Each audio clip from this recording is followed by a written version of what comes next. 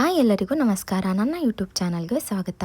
ನಾನಿವತ್ತು ಬೆಳಿಗ್ಗೆ 5 ಗಂಟೆಗೆ ಎದ್ಬಿಟ್ಟು ರೆಡಿಯಾಗಿ ವರ್ಕ್ ಇದೆ, ಅದಕ್ಕೆ ಹೋಗ್ತಾ ಇದ್ದೀನಿ.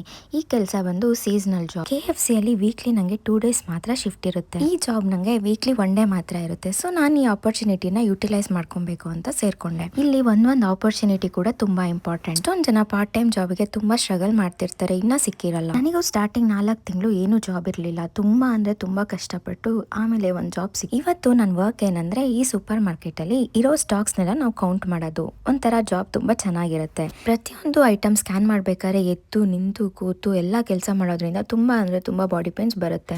Worth every time I spend there. ನಂಗೆ ಈ ಜಾಬ್ ತುಂಬಾ ಇಷ್ಟ. ಪ್ರತಿ 3 ಮಂತ್ಸಿಗೂ ಇಲ್ಲಿರೋ ಎಲ್ಲಾ ಸೂಪರ್ ಮಾರ್ಕೆಟ್ ಅಲ್ಲೂ ಸ್ಟಾಕ್ ಕೌಂಟಿಂಗ್ಸ್ ನಡೆಯುತ್ತೆ. Just to know the stock difference, ಎಷ್ಟು ಸೇಲ್ ಆಗಿದೆ, ಎಷ್ಟು ಸ್ಟಾಕ್ ಡಿಫ್ರೆನ್ಸ್ ಬಂದಿದೆ, ಏನಾದ್ರೂ ಟೆಸ್ಟ್ ಆಗಿದೆಯಾ, ಅದೆಲ್ಲಾನು ಅವರಿಗೆ ಒಂದು ರೆಕಾರ್ಡ್ ಇರಲಿ ಅನ್ನೋ ಉದ್ದೇಶಕ್ಕೆ. ಬೆಳಗ್ಗೆಯಿಂದ ನಾನು ಏನು ತಿಂದಿರಲಿಲ್ಲ.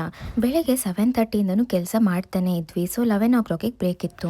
ಬ್ರೇಕ್ ಅಲ್ಲಿ ನಂಗೆ ಆಚೆ ತಿನ್ನಕ್ಕೆ ಇಷ್ಟ ಆಗಲ್ಲ. ಸೊ ನಾನು ಮನೇಲೆ ಮಾಡಿದ ರೈಸ್ ನ ತಂದಿದ್ದೆ. ಇವತ್ತು ನಮ್ ಜೊತೆ ಸ್ಟ್ರಿಕ್ಟ್ ಆಗಿರೋ ಒಬ್ರು ಸೂಪರ್ವೈಸರ್ ಬಂದಿದ್ದಾರೆ. ನಾವು ಮೊಬೈಲ್ ಯೂಸ್ ಮಾಡಂಗಿಲ್ಲ. ನಾನು ವ್ಲಾಗಿಗೆ ಹಾಕ್ಬೇಕಂತ ಸೀಕ್ರೆಟ್ ಆಗಿ ಮೊಬೈಲ್ ಹೈಡ್ ಮಾಡಿ ರೆಕಾರ್ಡ್ ಮಾಡ್ಕೊಂಡೆ. ಇಲ್ಲಿರೋ ಸ್ಟಾಕ್ ನಾನು ಕೌಂಟ್ ಮಾಡಕ್ ಹೋಗಿದ್ದೀನೋ ಅಥವಾ ನಾನೇ ಅವ್ರ ಸೂಪರ್ ಮಾರ್ಕೆಟ್ ಅಲ್ಲಿ ಜೋಡ್ಸಕ್ ಹೋಗಿದ್ದೀನೋ ಒಂದು ಅರ್ಥ ಆಗ್ತಿರ್ಲಿಲ್ಲ. ನಿನ್ನೆ ನಾನು ಮಲಗಿದ್ದು ತುಂಬಾ ಲೇಟ್. ಸೊ ನಾನು ಬೆಳಿಗ್ಗೆ 5 ಗಂಟೆಗೆ ಎತ್ತಿರೋದ್ರಿಂದ ಸಿಕ್ಕಾಪಟ್ಟೆ ನಿದ್ದೆ ಬರ್ತಾ ಇತ್ತು. ಇವತ್ತಂತೂ ಟೈಮ್ ಯಾವಾಗ ಹೋಗುತ್ತೆ ಅಂತ ವೇಟ್ ಮಾಡ್ತಿದ್ದೆ.